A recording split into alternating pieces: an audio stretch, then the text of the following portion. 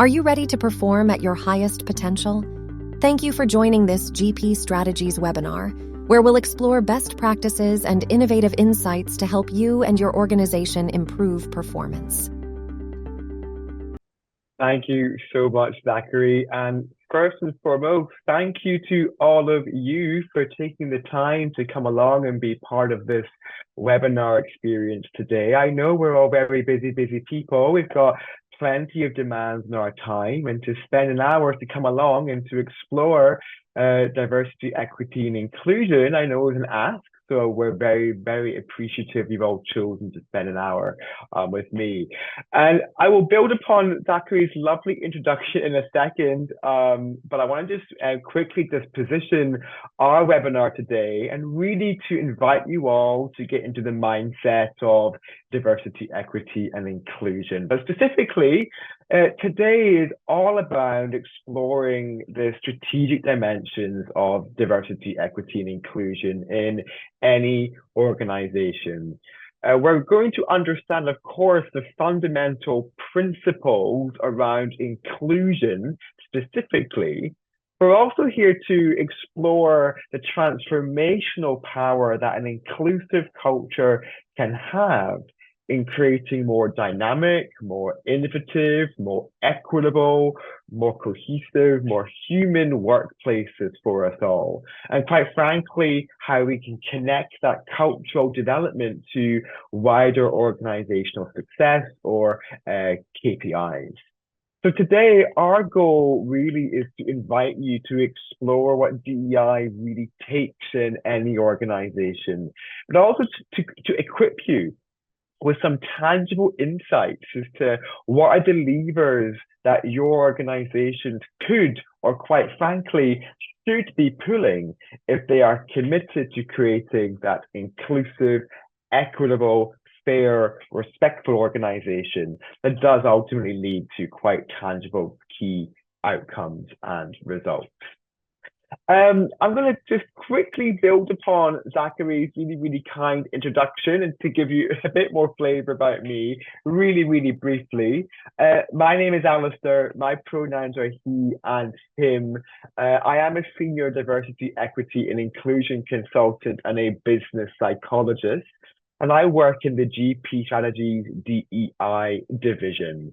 I've been working with GP Strategies and in other incarnations for over 6 years now, but I've been working as a DEI practitioner for well over 15 years. In that time, I've been very lucky to partner with organizations across the world in cultivating that inclusive working practice. From working with leaders in evolving their behavior, how they role model inclusivity, or partnering with them and their executive teams to make sure that inclusion is front and center into their strategies. But also, I'm no stranger in doing transformation projects when it comes to redesign of key processes to better reflect inclusion principles, and also designing and delivering training and webinar sessions just like this one. That is a bit about me and my background. I would love it to get a flavor as to who you all are. So in the chat feed, if you could tell me your name, where you're from, but also where you are located. Would love to get a sense from a number of you as to where you are, what your roles are, and where in the world you are too. So if you could just take a brief moment to share that with us in the chat feed, and I'll just pull out a couple of contributions coming through. Thank you, Joyce, head of HR, Human Resources in Hyderabad in India. Ashley, welcome in Adelaide in South Australia. You're a D&I specialist at Lockheed Martin. We've got Rod, welcome Rod, an OD manager in Sydney. Well, wonderful for you to join us over there down there in Sydney. We've got a few more coming through. Let's take a look here. Oh, they're coming through thick and fast now. Take a look. We've got Laurie coming in, SVP of Global Strategy in Trimo, based in Paris. So good morning to you. We've got Sandeep, HR business partner and leader in Singapore. We've got Jenny coming in as talent manager AP based in Seoul in South Korea. Oh, wonderful. We've got such a broad spectrum of people joining us today. A few more people. Shenton, a VP of HR in Singapore. Jill, a talent program manager based in Sydney. Lisa, an L&D Australia. Wonderful. We've got a few more here. Wei Wei coming in from Singapore at Tapestry, a total rewards director. I'll pick up one more person. Ivy in Singapore and HR for ACAN. Wonderful. And a few more coming through too. It's just great to see such broad. Actually, Malusi, you're head of DEI in Johannesburg. I think you're our first representative from the African continent. So welcome to you. Thank you for being here on our call. Good to see such a broad spectrum of representation in our call from a wide variety of roles, but also different parts of our world too. And hopefully we can all come together and participate in a really wonderful, informative and illuminating discussion together. Now, let me just start off with sharing with you all just that slide that happens in every training moment, in every webinar, what we're going to be covering. Our session is structured across three component parts. We're going to start by understanding today's context. What is the environment or the societies within which organizations are responding to and the expectations that are placed on our organizations today when it comes to pursuing and realizing inclusive principles and that culture? We're going to spend a lot of our time in part two, the inclusive organization. We're going to be exploring actually if we're really committed to cultivating this culture, what are the levers that we are pulling? What are the component parts of any strategy that we should be pursuing and getting right? And then finally, we're going to end with some recommendations for action. But we're going to bring it down to the individual level so we can make sure that you walk away with some ideas around what actions you, I, or others could be taking as individuals to role model inclusion efforts. Now, I think you all will have access to our react or reaction function. If you go to the bottom of your screen, right next to the chat speech bubbles, you should have a smiley face icon with a plus sign next to it. If you found that, please give me a thumbs up now if you can see the reactions in your panel. Let's see whether they are working, if you have access to it. If not, do not worry, we will move on, but I want to just check whether that is working. I see the hand raised come up too, wonderful, but maybe the reactions are disabled, which is okay. But I just want to get an understanding as to how we're all doing, how we're all feeling in this program, in this session, particularly the beginning of a conversation just like this one. And the reason why I asked to invite you to share reactions or to perhaps ask the question, how are you doing? How are you feeling? It's because in any conversation around identity, inclusivity, culture, many of us come to this conversation with a wide variety of different energies, different levels of comfort, different levels of ease. I can see we only have the raise hand option, which is fine. And so with that in mind, folks, when it comes to the variety of different comfort levels, we want to make sure in any learning space, discussion space, that we're very explicit, very intentional around the kind of space that we want to create. And we want to create a safe space for discussion, for learning, for sharing. And when we create a sense of safety, more often than not, we do create a space of bravery. Bravery being that we can participate in a way that works for us. Bravery being we are happy to answer questions. Bravery being we're going to lean in and immerse ourselves in the conversation just like this one. So we've got a couple of things just to bear in mind as we go through our session to create that safe and brave space. Being discreet. We would love it for your learnings to leave here, but any personal stories or identifiers should stay in this space. Be humble. I can see from many of your role titles that you're interested parties, you come from roles and industries that are very much akin to this conversation. But let's be open-minded or even open-hearted to the idea that we have something new to learn on this call, or even something to be reminded of. Be respectful. in terms of how we're showing up and how we're leaning into our conversation and impacting that safe space. Be present. I know that work and life do not stop when we're in training or in a webinar. If you need to walk away to attend to anything, please do so. But when you are here, our polite ask is that you remain immersed in our conversation. Be curious, ask those questions from here on in. Please feel free to position a question in the chat feed. You can keep it open when your chat feed is set to everyone so we can all benefit from your question. But if you would feel more comfortable and safer in messaging me directly, you can choose my name, that is Alistair, in the 2 drop down. And I will answer your question. I will repeat it to others, but I promise you I won't mention your name. So just bear that in mind. Finally, most importantly, enjoy yourselves. I know training webinars should not be boring, and we want to make sure you walk away having had an engaging, fun, informative experience.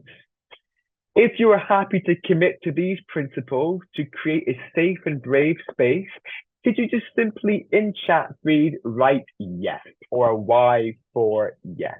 If you're happy to commit to these principles in our learning space today, could you simply write yes in our chat feed? I can see yeses coming through loud and clear. And just so, to the avoidance of any doubt, I'm going to put my yes in there as well, because we're all collectively responsible for the environment and the culture we create in our sessions. Thank you so much. Wonderful. We are going to move on. That's all the housekeeping done. And we're going to start by exploring, well, today's context. What is the context within which organizations are responding to that are creating moments where DEI is becoming a high priority, becoming a critical factor in today's contemporary workplace? To start things off, folks, I do have a question I would love you all to consider and answer in a way that works for you. So the question is this: why is inclusion a key priority for organizations today? And you can answer your question either by typing your thoughts into the chat feed. If you want to talk to me, do think about raising your hand, and you can come off mute and you can talk to me as well. Whatever works for you and meets your style.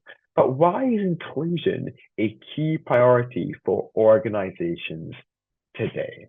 Let's take a look. Let's see what's emerging in the chat feed. It's also, and of course, compliance requirement. Absolutely, different countries, different markets will have different legislative requirements in terms of whether it's diversity representation, but also in terms of evidencing initiatives, tactics, programs that are including, anticipating the diversity that is present within their organizations or within their wider market. Thank you.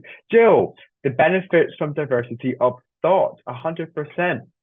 And when we get into that big Pandora's box of diversity of thought, what we're getting at here actually is how different perspectives are tightly related to differences in identity. And that diversity of thought reveals different human experience, different priorities, different ways of looking at a problem. And of course, when we tap into that, excuse me, we can tap into some of the benefits that we see evidenced in a number of different contemporary studies when it comes to inclusive culture, better innovation, more creativity, increased engagement. And certainly we will see that later on in our session as well. But great start, Jill. Thank you. Let's take a look down the list here. So many wonderful comments coming through. Rebecca, cross-cultural teamwork in a global organization. Absolutely. Cross-cultural awareness and how do we interact with different cultures to make sure they're not competing against each other, but complementing each other is fundamental to the success of a global workforce, for sure. Better understanding, better empathy, more effective ways of working, and inclusive initiatives, awareness raising, moments for understanding really do seek to support that effort. Again, the workforce is becoming increasingly diversified. Inclusion is necessary to ensure that all employees can feel that sense of belonging. Now, of course, that belonging piece, I know many of us are DEI and learning practitioners will get that language. Many more will think belonging is a new word. And certainly what we're getting at here is a feeling of connectedness, of community, of wholeness, togetherness within an institution that we are part of. We see ourselves as being very committed to those organizations through that sense of belonging. Thank you, and wonderful. Like you said, inclusion and diversity of employees make innovation happen and make business move forward. Wonderful. A few more comments I'm going to pick out here. Laura, you've said allowing all voices to be heard will drive better results at multiple levels.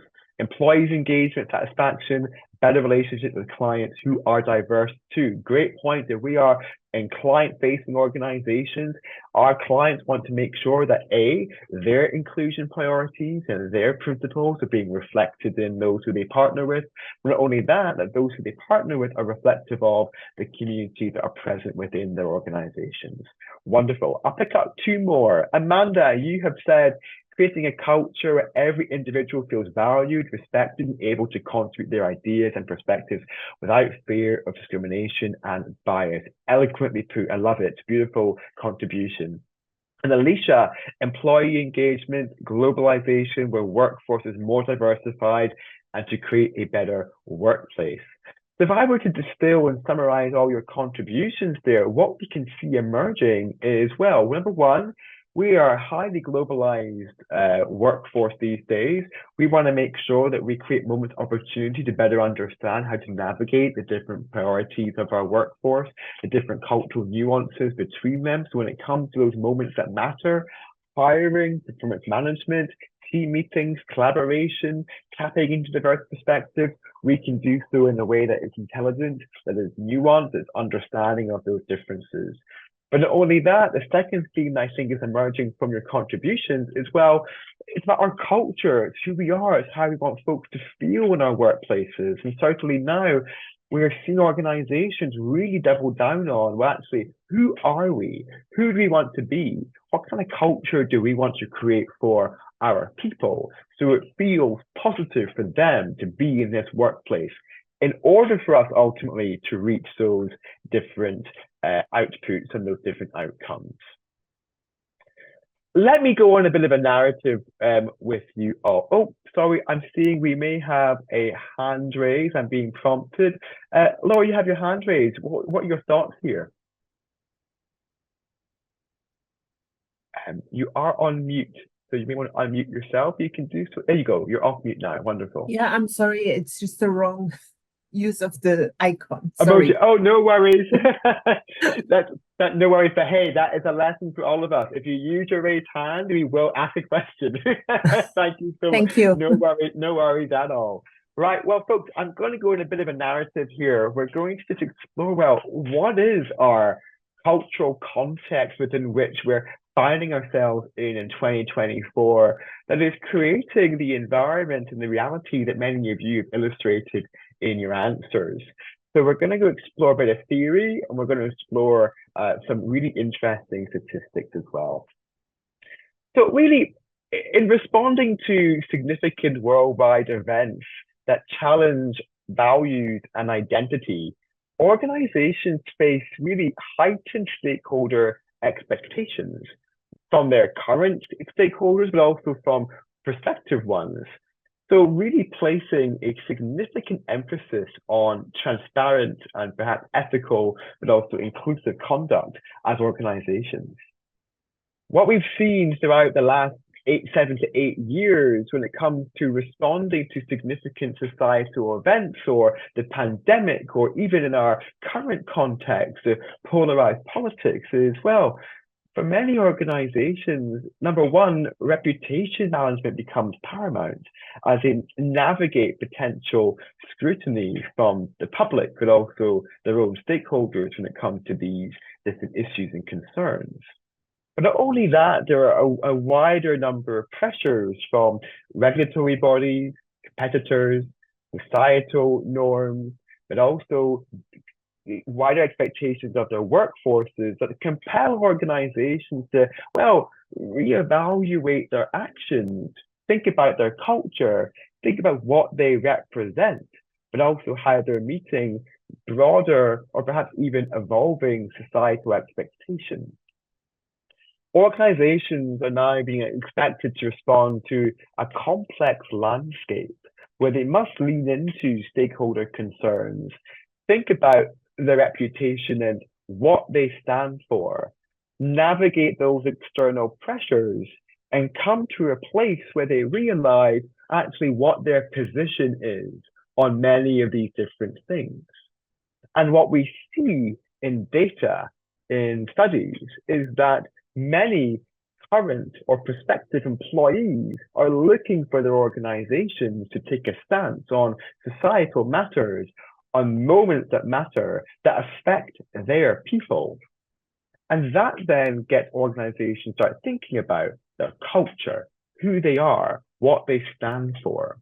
And this is where perhaps inclusion is becoming a very critical piece to get right. To better understand who we have in the workplace, what matters to them, what culture is going to motivate them, and ultimately what results they're going to achieve.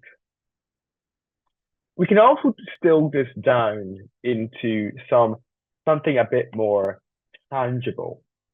And to distill this down into something where we can see some key and critical outcomes, I'm going to take you on a bit of a journey from the inclusion advantage to the inclusion expectation. The inclusion advantage, well, it relates to the continued business case surrounding diversity, equity, and inclusion efforts, which essentially proves the ongoing benefit of investing in this particular form of working culture. But certainly, perhaps it's the more long-standing, mature way to think about inclusivity. Oh, if we invest in this culture, we're going to reap benefits, we're going to reap rewards. For some, more critical, it could also be the more cynical way to think about inclusion. We want to invest in this culture simply to get the results that we can benefit from. The inclusion expectation, well, that more refers to what I was discussing on the previous slide. The evolution in societal expectations coming out of the other side of key social movements, looking at the pandemic recovery and actually getting organizations to think about what they stand for and the culture they want to provide. The inclusion expectation has provoked certainly certain expectations of organizational culture that people are looking for. But not only that, the responsibility of organizations to meet those expectations. There have been, of course, a number of studies concerning both the inclusion advantage and the inclusion expectation. I'm going to unpack a number of them with you now. We're going to start with the inclusion advantage. So you can take a moment to read through these three data points, but I want to highlight the first one, and I want to draw your attention to the date of this study, 2023. So a very new contemporary example of the inclusion advantage. According to McKinsey in their Diversity Matters Even More report, we can see in those organizations who have parity in gender and ethnicity representation in senior roles, that they are, on average, 39% more profitable. But as you can see down the list, you see data becoming ever more early, ever more aged. This inclusion advantage is not new. The inclusion advantage and the outcomes and the benefits we can achieve from investing in this culture, well, that's been around for quite some time. I also think it's really important to be very clear here when it comes to thinking about these benefits. A lot of the time, you will hear the narrative that A diverse organization will equal these key advantages: better innovation, more creativity, tapping into diversity of thought, more profitability, greater revenue generation, better access and easier access to new markets. No, it's not a diverse organization that will get you those benefits. It's an organization that includes that diversity that will then reap those rewards. And I know for many of us who are D&I practitioners or HR professionals, we may already get that. But for those of us who perhaps think just hiring in difference and increased representation is going to meet these results, that's not going to cut it. We need better investment, more consistent investment, intentional effort in cultivating that inclusive culture in order to see those results. Part of that is to listen to and anticipate the inclusion expectation. So here we go over here. Notice the dates of these studies. They're rather new, or certainly a bit more contemporary than those on the left, but they're also quite sobering. Let's take the first one here. Again, McKinsey stating that just over half of employees would quit their jobs if they didn't feel a sense of belonging.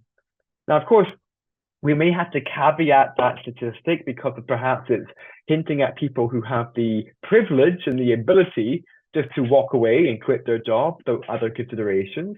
But certainly what this is telling us is having that sense of community, that sense of togetherness, that sense of being respected, heard and trusted, and interconnectedness with our company is critical for many individuals.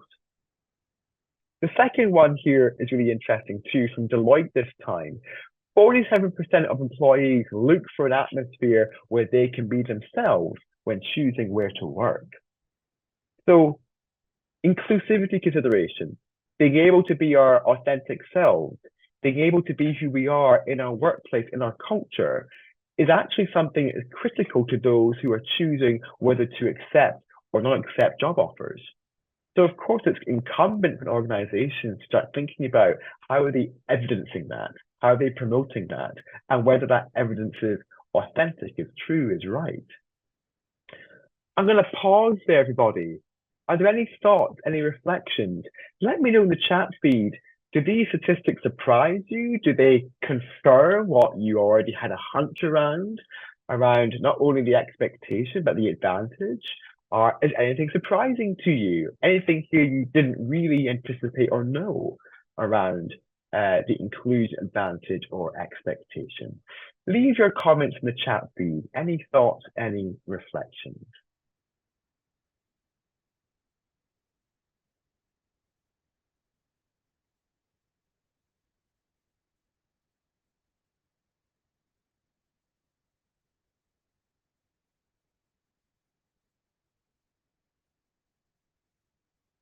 Or it could simply just make sense. You get it, Alistair? We are one. Thank you, Ashley. Not surprising, really. No, particularly given the environments that we're in right now, the cultures that we're moving through, the evolving needs and requirements of our workplaces and the employees within it, for sure. For me, the overwhelming conclusion that I come to is, well, this is not up for debate anymore. Whether you want to be successful as a business, whether you want to meet the expectations, thank you, Ashley. When you experience exclusion, it's easy to see that it makes sense. It's a really powerful message for sure. And I think it echoes this sentiment here. It's not up for debate. So this is the new frontier. This is a reality that we want to be achieving. To conclude this section, everybody, I thought it would be really interesting to get insight from you all around, well, where are your organizations right now when it comes to their evolution of understanding of inclusion's impact? Is your organization still talking about the advantage and the benefits they can achieve? Or is our organization leaning into, well, it's about the expectation. We know we're in a new cultural world now. We know there's a different environment to create given the expectations of our current or our future employees. Or maybe it's a bit of both. So we're going to launch a poll now to invite you to share, where is your organization right now? Just get a sense from the room as to where your organizations are showing up, or the maturity in the conversation right now. Is your organization prioritizing the advantage? Is it the expectation? Or is it a bit of both right now? We're balancing the two, which I suppose is the sweet spot, to coin a phrase. Okay, thank you to those of you who have shared their responses. We're going to wait a few more moments to ensure those who would like to participate in our poll are able to do so. Do make sure once you've made your choice, you do check that submit button. That will make sure we register your thinking.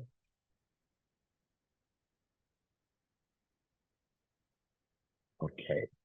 Thanks once again. We're sitting around, okay, this poll has ended and we can take a look here. So just over half of those who responded, 55%. But you know what, Alistair? It's a bit of both right now. People are also talking about the benefits, but we're also becoming very aware of the expectation, the need, the requirement that those people have to have this culture as a bolted on reality. 21% said, well, actually, you know what? We're talking about the advantages. We're talking about the benefits we can achieve. 24%, well, it's all about the expectation. It's the culture we want to create, and certainly the environment we want to provide to our people. To my mind, there is no wrong answer here. If we're having the conversation, we're getting buy-in from people where they can see the advantage, but also they can see the nuance in terms of how we're evolving a culture. It's all creating opportunity for dialogue, for better understanding, for better sharing of this content. So thank you so much for just illuminating your understanding, but also just sharing with us your context and what's happening. But I think, folks, what's really important for us to move on to now is, well, let's dive into what it is we're trying to achieve, that inclusive organization, and really lift the lid on what does that inclusive organization actually look like, and what are the component parts that we need to be pursuing and getting right. But before I reveal all, I've got another question for you all that I would love to share with you to answer for me in the chat feed. What does an inclusive organization look like to you? What does an inclusive organization look like to you? Let me know in the chat feed, or you can raise your hand and you can just talk to me directly, whatever meets your style. But what does an inclusive organization look like to you?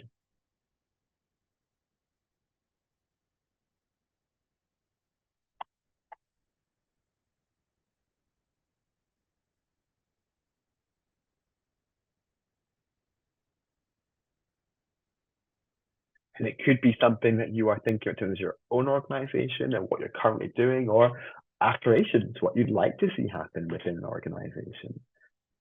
Thank you, Jill. Wonderful. Let's take a look here. So Jill got us off to a start. Recognizes and considers the diverse needs of their people. We've got diversity is alive in thought, feeling, and action. So we're seeing that representation really permeate through the workings and design of an organization. People can share their views freely. Talented communication, where each employee can express their voices are being listened to. And quite simply, it's a happy workforce, that's able to be themselves, come to work every day, contribute, add value, feel respected. Ultimately, they're going to feel happy and engaged. Certainly, just don't dive into something pure and something we can all hold on to. Wonderful. We've got equitable policies and practices from Sally. Jenny, no fear in sharing and speaking up to everyone's voice. So I guess that element of psychological safety.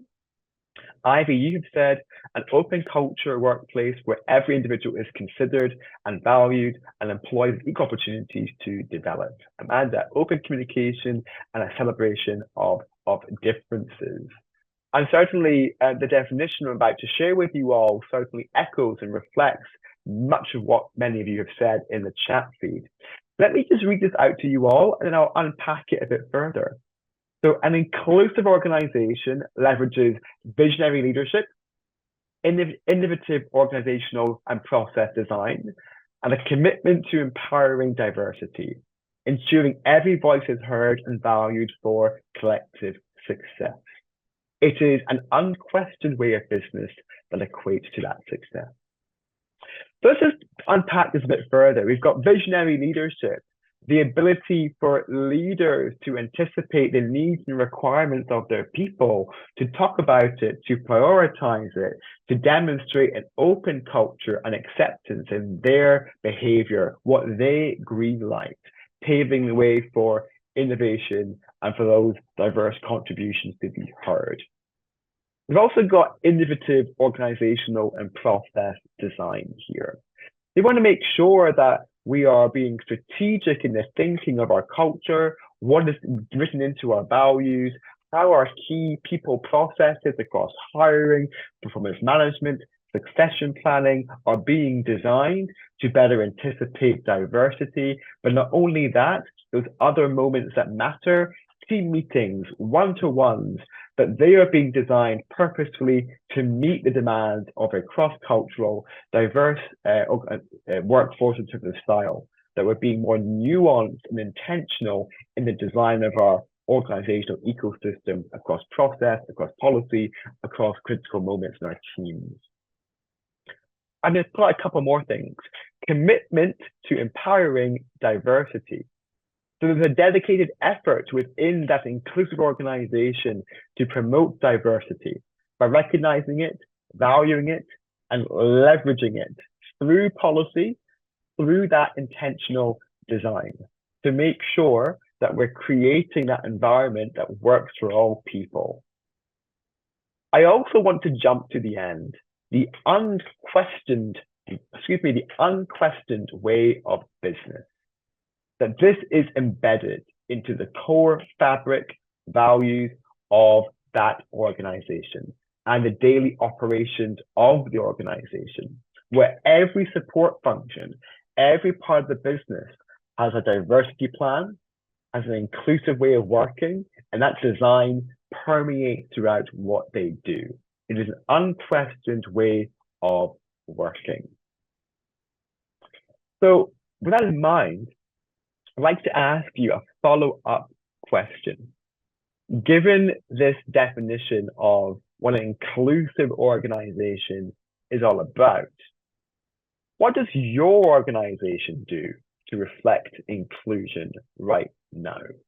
What is your organization currently doing to reflect inclusion right now? Is it what your leaders are saying and doing? Is it in intentional design of key processes and policies? Is it making sure that we're creating equal opportunities to learning, to advancement, to growth, to stretch projects? What are the initiatives? What is happening in your organization right now that shows inclusivity? And again, we, of course, we reveal our own thinking here as well.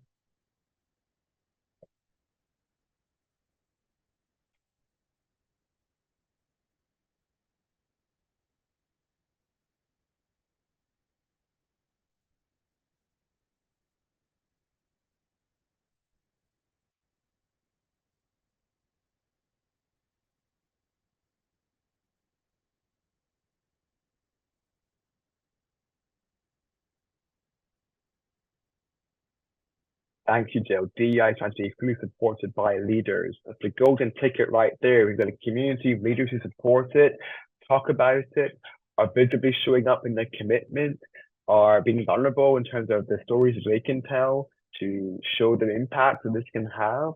Wonderful. We really want to make sure we have that support from those in senior roles. Jenny having an inclusion moment as part of opening each meeting, like a safety moment. Lovely. That's beautiful. Deliberate, intentional, explicit, we're not assuming it's just going to happen. We're checking in with people. It's evident. It's designed into the way of working. Really good example. Thank you. Ashley, continue discussions and celebration days of significance, and certainly that's going to vary depending what market you're in around the world, and certainly in terms of making sure that we can, in our multi-cultural teams, being a more nuanced understanding of those different days in different parts of the world for different teams as well. Malusi, deliberate D&I forums driven by employees. So I suppose in other worlds, it could be your employee resource groups, could even be your D&I council being present to create space for discussion, sharing, but also lobbying and advocacy for change as well. Jenny is saying D&I training. Deepti, thank you. Focusing on the employee resource group development, creating programs for female leaders so they can have a place on the table, and giving women in tech more opportunities in different forums. I'll pick out a couple more. Policy expression.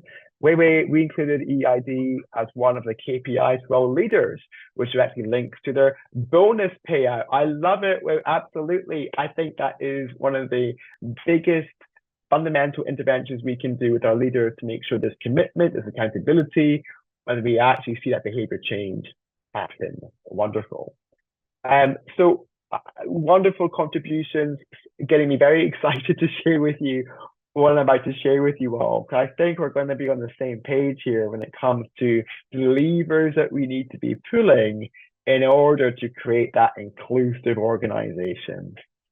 I've got 8 leaders that I'm going to talk you through at a high level. Hopefully this inspires and gives some insight. But we've got leadership commitment, we've got cultural development, we've got inclusive design, training and education, community advocacy, governance, my personal favorite, budget and investment. We need money thrown at this work to make it happen. And support function and activity. What are other parts of the business that aren't traditionally seen as DEI doing to champion these efforts? So I'm going to move through this a bit quickly, and then we're going to open up a new poll just to reflect upon this content. Do not worry, folks, we will give you these slides after our webinar today. So if I'm moving too fast or at pace, you will definitely have the opportunity to reflect back after our session. So we're going to start with leadership commitment. Certainly what I can see here. What about hiring? Deeply thank you for that contribution. Oh, and we will certainly go into, I've got a few questions coming through here in chat. What does community advocacy mean? And what about hiring? We will cover that. We'll get that in 1 second. Thank you for the questions. And we'll definitely get onto that in a couple of slides time.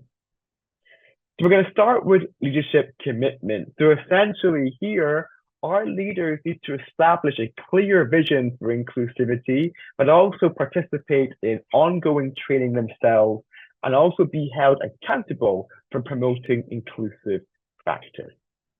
Building upon what Weiwei said in the chat feed, we want to make sure that we integrate inclusion-related KPIs into performance evaluations to ensure continuous focus on inclusion.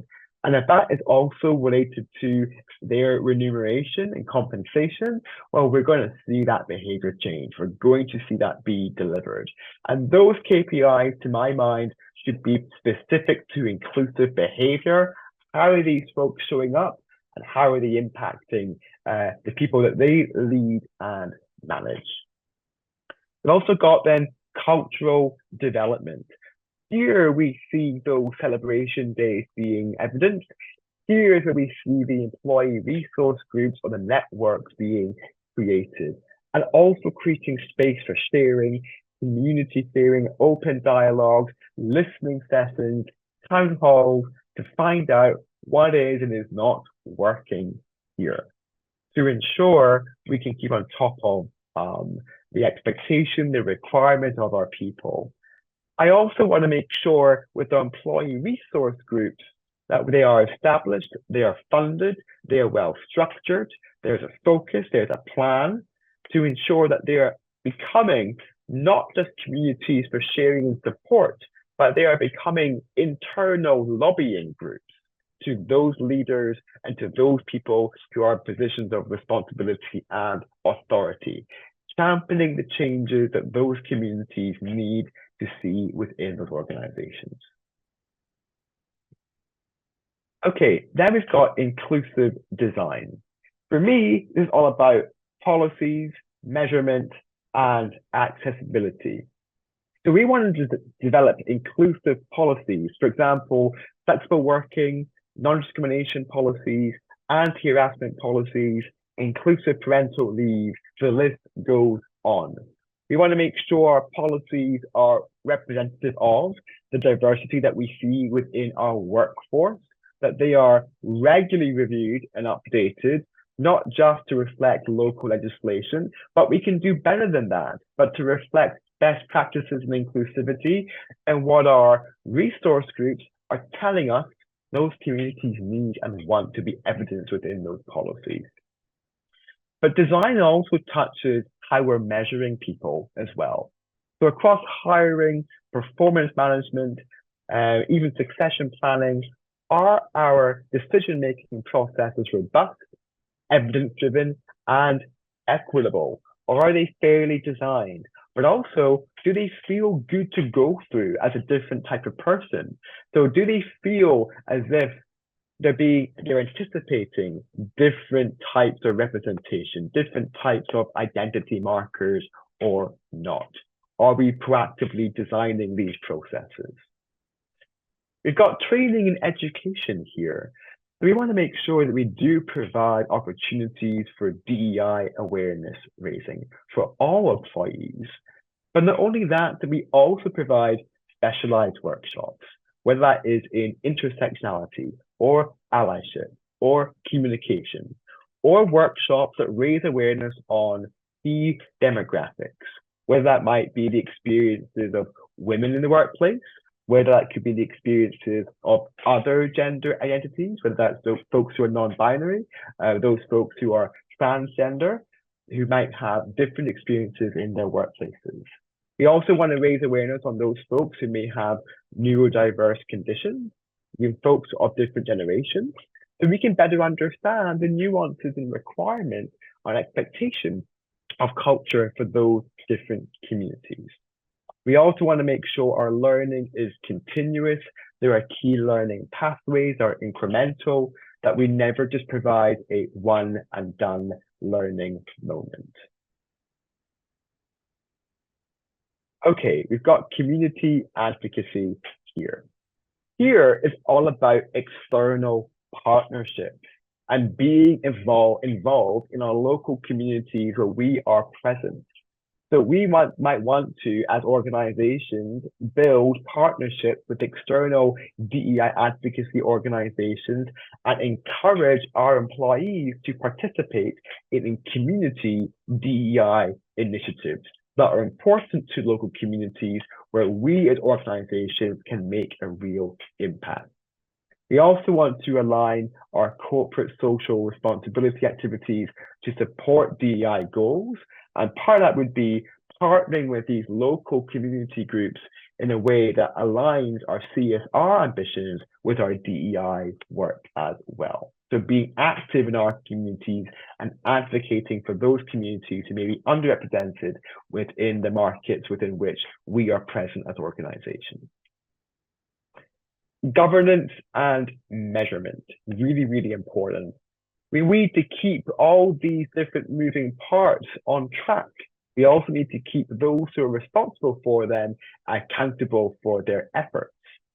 So we might want to have a DEI council, those individuals who are overseeing the implementation of many of the things that we have just discussed here. That council should be populated with a cross-section of people from across different functions, different levels within an organization. And of course, we want to report on the metrics that are going to be effective to report on, whether that is increased representation of different diversity groups in different levels, different functions, whether it is increased numbers in an engagement survey, whether it is 360 behavioral assessments where we're seeing managers and leaders actually display the inclusive behaviors we want them to display to affect our culture. We're getting there, 2 more to go.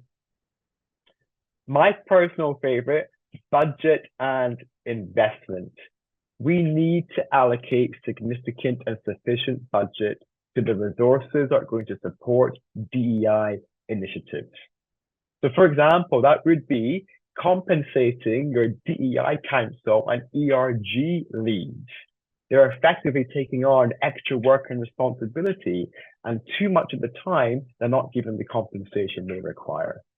It could be making sure that we're adding sufficient budget to our training interventions or our educational moments to make sure that we're providing good quality, impactful learning moments that are going to last and affect real change.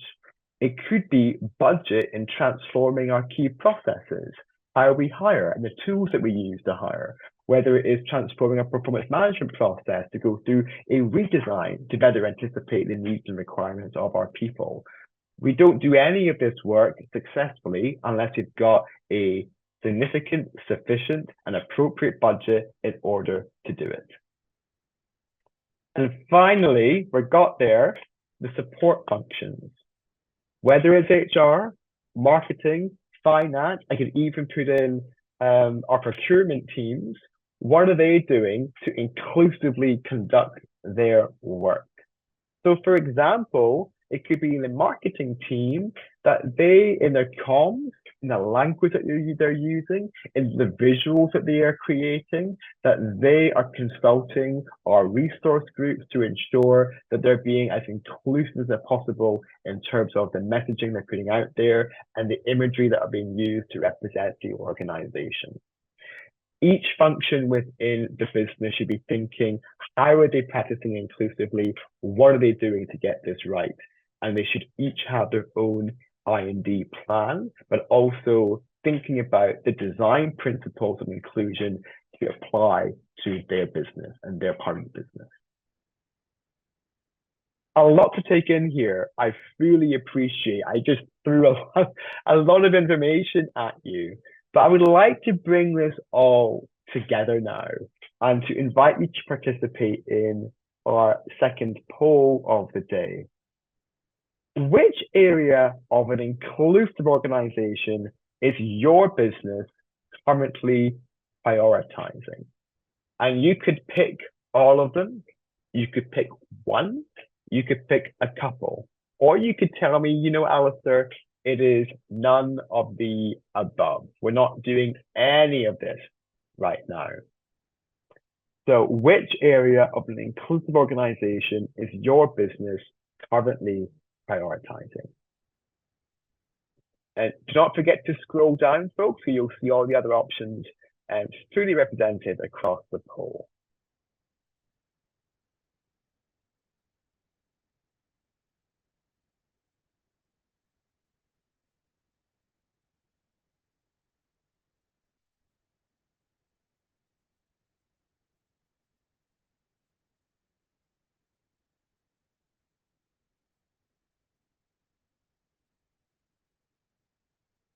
Okay, thank you to those of you who have submitted your votes. We'll leave the poll open for a few more moments.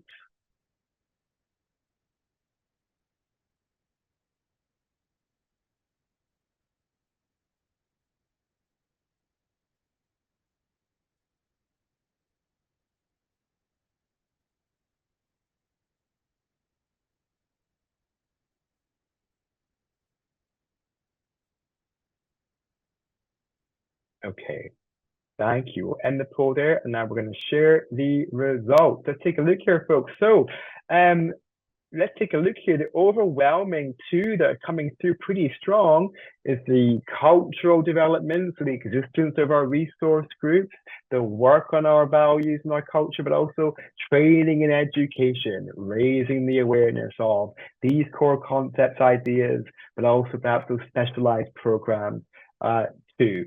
Certainly, perhaps traditionally, those are perhaps the earliest things to start doing. They're the ones that can be quite quick wins, but also a great way to garner support, interest, understanding as to the need and the requirement for many of the other work that needs to go into the inclusive organization. Not that far behind, half of you went for leadership commitment. So making sure we're getting our leaders across what they need to do, the behaviors that they need to display, what they should be supporting or sponsoring. But not only that, for some, being measured against key KPIs when it comes to their efforts as well. Certainly, it's not lost on me that a couple of the things that I think are pretty important: governance, budget, the support function activity. It's a journey, right? Perhaps we don't get there until we raise enough awareness, increase understanding, and get support from our people further. So certainly I do appreciate it's a bit of a journey. But in the well-functioning, well-committed, 100% invested in this work organization, these are the 8 significant areas that we need to be touching upon in order to achieve DEI in a strategic and sustained way. For sure it is. For sure it is. Now, folks, we only have a couple of minutes left. I wanted to share with you before we invite any questions from you all is this. We want to make sure that we share ideas with individuals as to what we can all be doing to support inclusivity in our day-to-day. Yes, those 8 strategic areas are vitally important, but they don't happen unless we as individuals take our own action. And so this is what I call the 3 V's of inclusive action. They should be voice, visibility, and vulnerability. Apologies for the duplication there. Voice, visibility, and vulnerability. Voice is what you say in order to show your support, but also how you can highlight opportunities for improvement. Visibility is where you show up and how you show up, whether it's going to community events, participating in training, organizing key initiatives yourself. You're being actively visible in showing your support. And then there's vulnerability. Vulnerability is actually sharing stories of your own experiences of inclusion or exclusion, humanizing yourself if you're senior, but also creating opportunities for understanding for other people if you're more junior. But also making sure that you acknowledge where you are in your own journey, acknowledging what you don't know, and actually practicing a bit of empathy towards others and yourself too. We will share this slide with you with the right titles in place to give you and share more inspiration with you in terms of how you could take that all important action. Before we wrap up and let you on your way for your days, I've got one final question for you, and it's this one. What action does your organization need to take to drive inclusion strategically?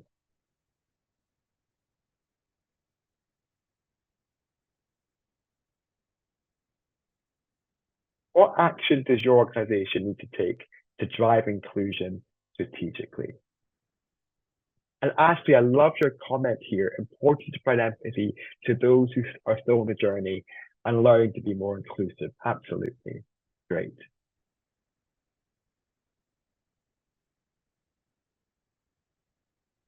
Now, Lucy, thank you. Vulnerability, discover and tell our story, then decide on our voice and visibility.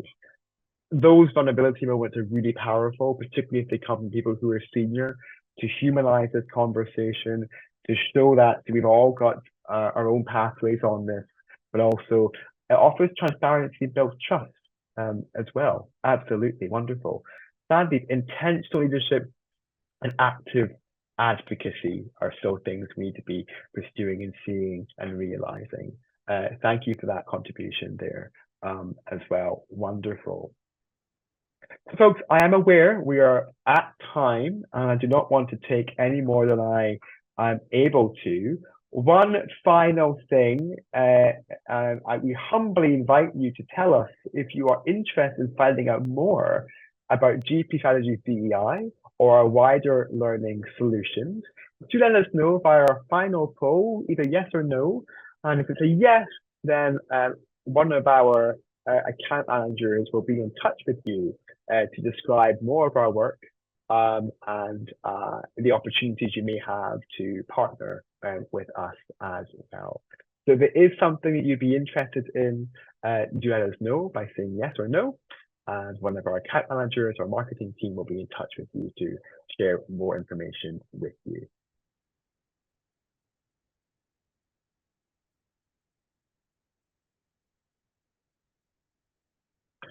As you're doing that, everybody, I just want to say thank you very much for your time today, your contribution, your thoughts, your energy as well.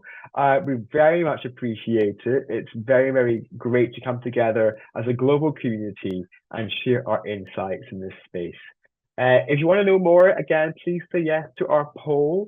If you'd like to know about me and my work, please feel free to follow me on LinkedIn. I'm always there posting stories and articles as well. And you're more than welcome to follow me over there too. Again, share your thoughts on that poll if you'd like us to be in touch with you. But if not, thank you all for coming along. Do take care, be well, and enjoy the rest of your Thursdays. This webinar was brought to you by GP Strategies. Together, we help organizations transform through their people. You can access more webinars or download additional resources by visiting the GP Strategies Resource Library. The link is on your screen and in the description.